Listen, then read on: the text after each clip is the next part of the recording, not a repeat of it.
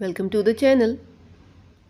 हमने बात की कि क्रोमैटिन मटेरियल एक कॉम्प्लेक्स मटेरियल है जो कि डीएनए और हिस्टोन प्रोटीन से मिलकर बना हुआ है और ये आपस में कुछ इस तरीके से जॉइन हुई होती हैं कि ये न्यूक्लियोसोम जैसा एक स्ट्रक्चर बना देती हैं। अगर आपने मेरी प्रीवियस वीडियो मिस कर दी तो आप जाके देख सकते हैं। अब ये जो न्यूक्लियोसोम का स्ट्रक्चर है ये बहुत सारी कॉइलिंग करके प्रॉपर एक क्रोमोसोम बनाता है और ये कि जीन क्रोमोसोम का ही एक पार्ट है। लेकिन सवाल ये पैदा होता है कि जीन इनहेरिटेंस में जो रोल प्ले करता है तो क्या उसके लिए क्रोमोसोम का डीएनए का ब्रेकआउट होना या टूटना ज़रूरी है।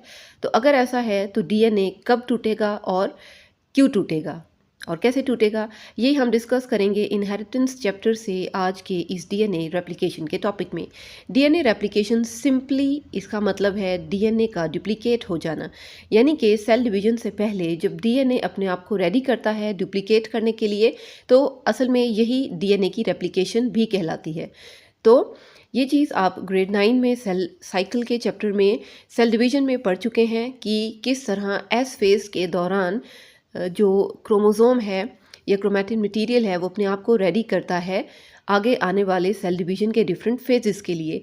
इसके लिए सबसे पहला स्टेप क्या होगा कि जो डीएनए का डबल हेलिक्स स्ट्रक्चर है वो अपने आप को अनबाउंड कर लेगा, यानी कि अनकॉइल कर लेगा और एक दूसरे से बिल्कुल इस तरह से सेपरेट हो जाएगा जैसे कि एक लैडर का स्ट्रक्चर बन जाता है। ठीक है, ये डबल हेलिक्स स्ट्रक्चर था डीएनए का, लेकिन जब इसने अनकॉइलिंग करना शुरू की तो ये क्या बन गया, ये ओपन स्ट्रक्चर बन गया। अब ये इस वक्त ओपन स्ट्रक्चर है, डबल स्ट्रक्चर है लेकिन हेलिक्स की फॉर्म में नहीं है।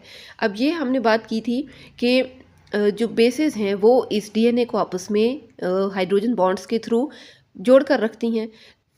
तो अब ये जो दो स्ट्रैंड्स अलग हुए थे डीएनए के, इन्हें एक दूसरे से अलग कर दिया जाएगा। किस तरह, इन हाइड्रोजन बॉन्ड्स को तोड़कर। ठीक है, जब तक इनके हाइड्रोजन बॉन्ड्स टूटेंगे नहीं ये एक दूसरे से अलग नहीं होंगे। तो ये बन गए हैं टेम्पलेट स्ट्रैंड्स, यानी कि ओल्ड स्ट्रैंड्स। अब इन स्ट्रैंड्स के सामने एक न्यू स्ट्रैंड बनना शुरू हो जाएगा जो कि ऑपोजिट डायरेक्शन में होगा। एक स्ट्रैंड अगर टॉप टू बॉटम यानी कि नीचे से ऊपर की तरफ बनेगा तो दूसरा स्ट्रैंड ऊपर से नीचे की तरफ बनेगा। ठीक है, लेकिन ये बनेगा कब, जब एक ख़ास किस्म का एंजाइम इसके पास नई नाइट्रोजीनस बेसिस लेकर आएगा, नए न्यूक्लियोटाइड्स लेकर आएगा और यही नाइट्रोजीनस बेसिस पुरानी टेम्पलेट की बेसिस के मुताबिक अपने आप को अरेंज करेंगी। यानी ये कह लें कि जिसको जो भी बेस पसंद होगी वो उसके सामने आकर अपने आप को जुड़वा लेगा या अटैच करवा लेगा। जैसे कि हमने बात की थी कि थाइमीन हमेशा एडेनिन के साथ डबल बॉन्ड बना के ज्वाइन हो जाएगा और गुआनिन हमेशा साइटोसिन के साथ ट्रिपल बॉन्ड बनाकर ज्वाइन कर जाएगा। तो आप देख सकते हैं कि इसमें एक स्ट्रैंड ओल्ड हो गया जबकि एक स्ट्रैंड न्यू बन गया। दोनों एक दूसरे के कॉम्प्लीमेंट्री हैं और बनने की डायरेक्शन एक दूसरे से ऑपोजिट है। अब ये जो नए बने हुए स्ट्रैंड्स हैं ये तकरीबन ओरिजिनल स्ट्रैंड्स से आइडेंटिकल होते हैं, मिलते जुलते होते हैं। और जो इस किस्म की रेप्लिकेशन है जिसमें एक स्ट्रैंड न्यू और एक स्ट्रैंड ओल्ड होता है, इस किस्म की रेप्लिकेशन को सेमी कंजर्वेटिव रेप्लिकेशन कहा जाता है। इस डायग्राम से समझने की कोशिश कर लें कि एक डबल हेलिक्स था, उसने अपने आप को अनबाउंड किया। दो पेरेंट के स्ट्रैंड्स थे डीएनए की जो कि एक दूसरे से सेपरेट हुए। सेपरेट होने के बाद इनके पास नए न्यूक्लियोटाइड्स और नई नाइट्रोजनस बेसेस आई कुछ एंजाइम्स की हेल्प से, जिन्होंने फिर बाद में कॉम्प्लीमेंट्री बेसिस के मुताबिक अपने आप को सेट करना शुरू किया सामने की तरफ और नए स्ट्रैंड्स बनाते रहे। अब ये जो नए स्ट्रैंड्स बने हैं इसमें आप देखें कि जो पिंक कलर में शो हो रहे हैं ये टेम्पलेट स्ट्रैंड्स हैं, यानी कि ओल्ड स्ट्रैंड्स हैं जिन्होंने सांचे का काम किया, नए स्ट्रैंड्स बनने में हेल्प की कि कौन से बेसिस यहाँ पे आके लग सकते हैं। और जो न्यू स्ट्रैंड्स हैं वो बिल्कुल अपने पुराने स्ट्रैंड्स के साथ इस तरह से कंबाइन हो गए हैं दोबारा से हाइड्रोजन बॉन्ड्स के थ्रू जिस तरह से कि ओरिजिनल फॉर्म में थे। अच्छा, डीएनए रेप्लिकेशन में मज़ीद थोड़ा सा आप एंजाइम्स का भी रोल समझ लें कि एंजाइम्स बहुत इंपॉर्टेंट रोल प्ले करते हैं रेप्लिकेशन में। बिल्कुल ब्रीफ सा इसका मैं आपको इंट्रोडक्शन दूंगी। इसमें सबसे पहला एंजाइम जो काम करता है दैट इज़ हेलिकेज एंजाइम।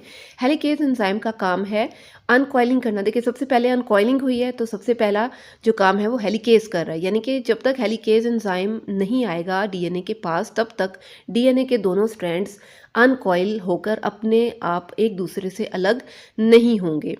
उसके बाद रोल प्ले करता है DNA polymerase. DNA polymerase enzyme की बहुत सारी और भी टाइप्स हैं, हम उनकी डिटेल में नहीं जाएंगे। आप सिंपल उन सब का एक शॉर्ट सा फंक्शन समझ लें कि ये प्रूफ रीडिंग में हेल्प करता है।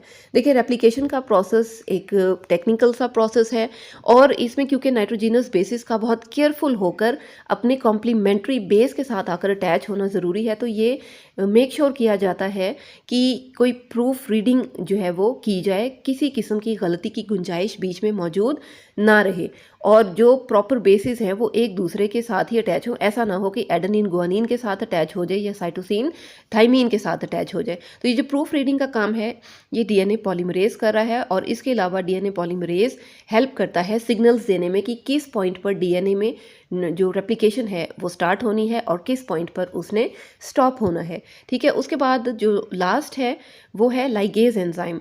Ligase means to glue up, तो ग्लू अप कर देना यानी कि जोड़ देना। अब बहुत सारे पॉइंट्स हैं रेप्लिकेशन में इस तरह के जिसमें रेप्लिकेशन जो है वो कंटिन्यूस नहीं होती बल्कि डिसकंटिन्यूस होती है। डिसकंटिन्यूस इन द सेंस कि कंप्लीट एक स्ट्रैंड नहीं बन रहा होता बल्कि छोटे छोटे स्ट्रैंड्स बन रहे होते हैं या छोटी छोटी सेगमेंट्स बन रही होती हैं और उन सेगमेंट्स को फिर जिन्हें के फ्रेगमेंट्स कहा जाता है, ओकाज़की फ्रेगमेंट्स कहा जाता है, उन फ्रेगमेंट्स को आपस में जोड़कर रखने के लिए कि वो एक दूसरे से अलग ना हो जाएं, तो ये जो जो लाइगेज एंजाइम है ये बहुत अहम रोल प्ले करता है। ठीक है, तो ये तो हो गया कि किस तरह से डीएनए रेप्लिकेट करता है, लेकिन इसकी भी आगे फर्दर मज़ीद जो है वो डिटेल है जिसमें कि हमें पता चलेगा कि इससे प्रोटीन कैसे बन रही है। यहाँ जो सेंट्रल डॉगमा है इसका वो किस तरह से काम करता है, जो कि आपको नेक्स्ट वीडियो में मिलेगा। सो अगर नेक्स्ट वीडियो आप टाइमली रिसीव करना चाहते हैं तो चैनल को सब्सक्राइब कर लें। वीडियो पसंद आई है तो लाइक ज़रूर करिएगा, शेयर भी करिएगा और कमेंट में अपने जो है पॉइंट्स ऑफ व्यूज़ आप बता सकते हैं। Thank you for watching.